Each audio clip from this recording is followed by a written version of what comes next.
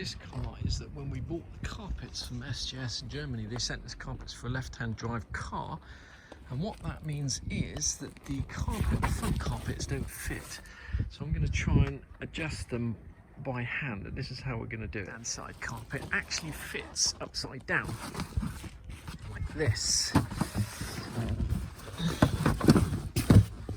Okay, which means that this black material and the foam underneath it is actually the right shape and the right size, and all we have to do is get a piece of carpet and cut it to fit on top. We're not going to be able to use the existing bit of carpet, but when you buy these carpets from SJS, they send you a spare bit of carpet like this, which would normally go on the back parcel shelf. So I'm hoping that I can take this as a template and cut out the correct shape of carpet from that.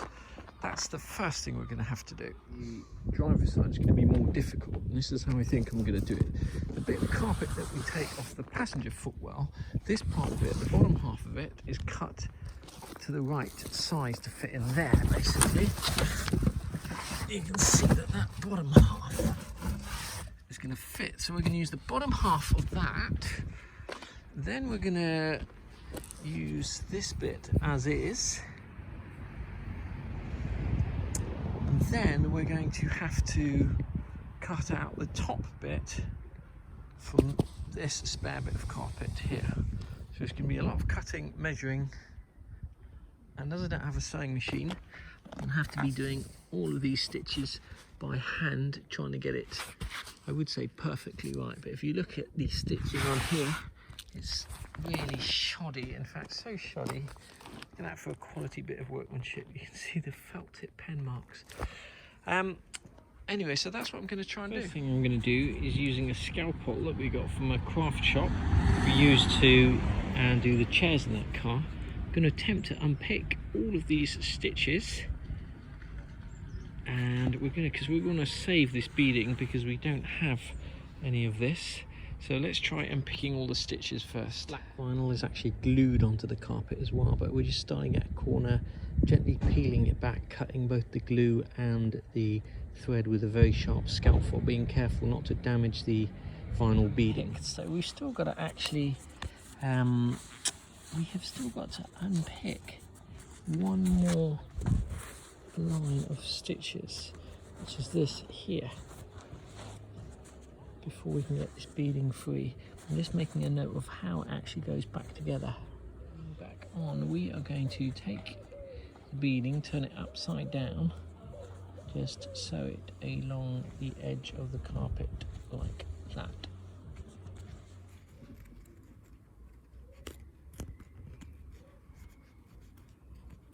It's quite hard doing that with one hand. Here, all I have to do is use it as a template to cut the carpet from the spare piece. Okay, now we've got a decision to make. The bit of spare carpet we've got is not quite big enough for this, and we've got a decision that either to put this at an angle like this, in which case we're going to lose just one of the top corners, slight bit of a top corner, but the trouble is the carpet is not going to be running straight then, it's going to be running at an angle like this, or we have it running straight like this, in which case we're going to lose far more of the thing. We're going to lose a bigger bit like that at the top. So I think what we're going to do is we're going to lose the least bit of carpet, and we're going to do it at a slight angle and see if that works. I think that's what we're going to do. So we're just going to end up losing that corner there at the top. Just, can you point that out? Just that little corner there. Around it now. So we've just drawn around that with a felt tip pen. Okay, so we're just going to use a very sharp Stanley blade knife, a metal ruler, to cut the excess carpet, trying not to cut a finger.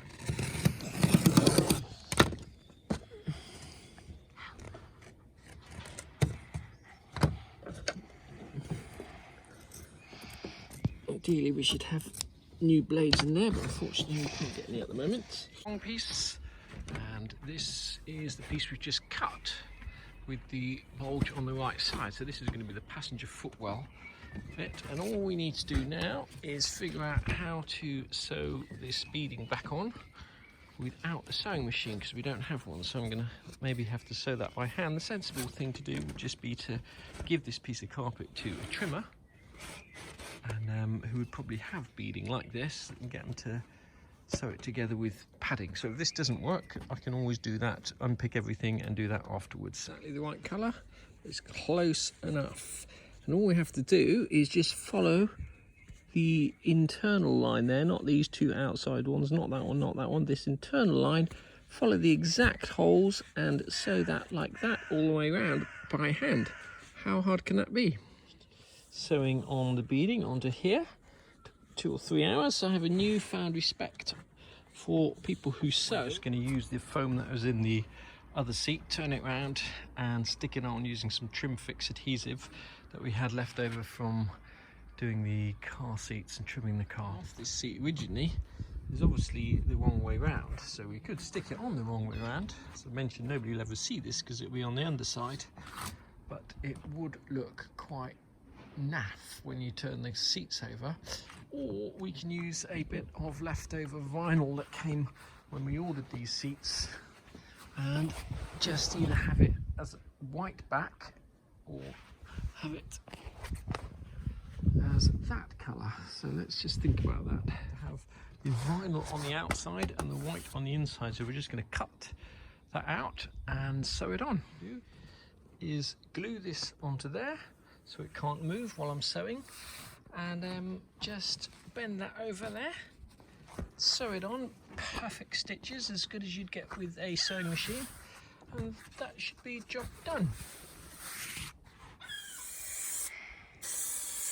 It's called Train Fix.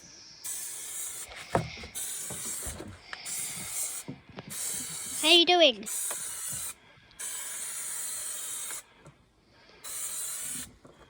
Okay, so we've stuck on the vinyl on the back. We're going to flip this over, and in theory all I have to do is bend all of this over now, like so.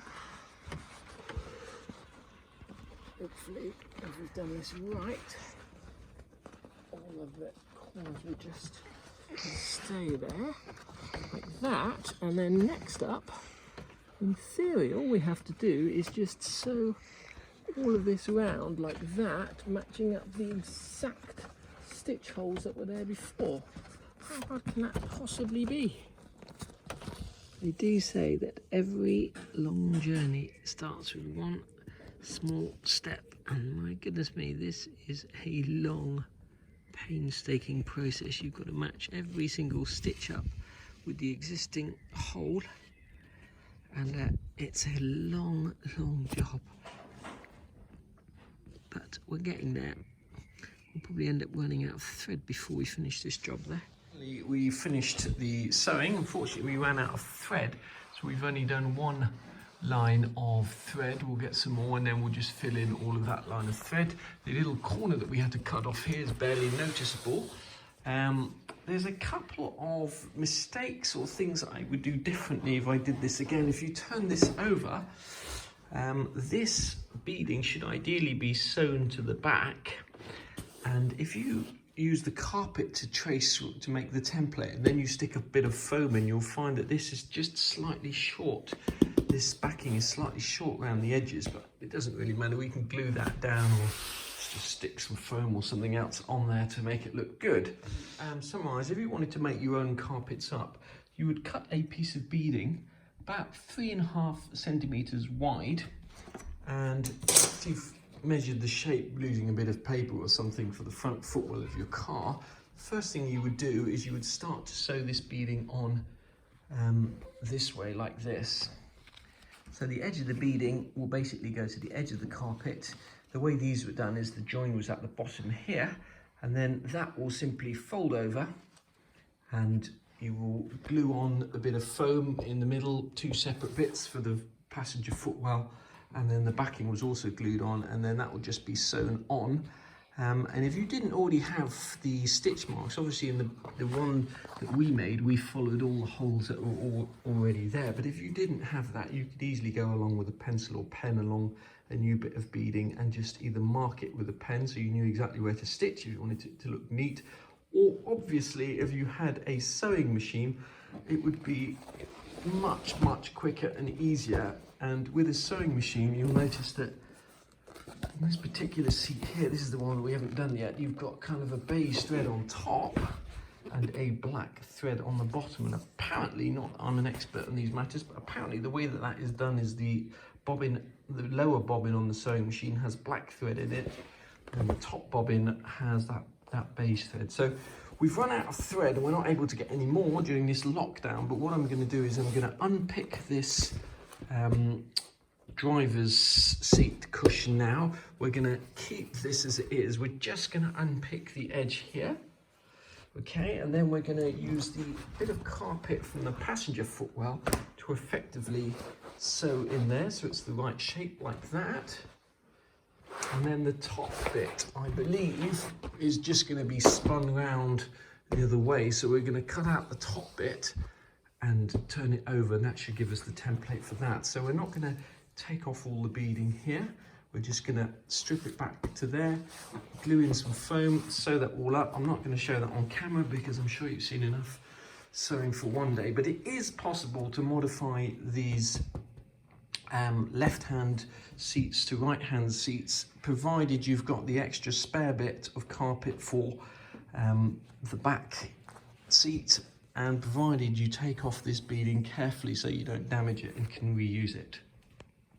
Proof is in the pudding, so let's see if this carpet actually fits in the front footwell. Now that's not a perfect fit by any stretch of the imagination, but I imagine that the templates that we actually used were not perfect, judging by everything else that SJS have sent us. They didn't fit properly, but that's an awful lot better than it was, and the first time that this car has had a carpet in it. Job done.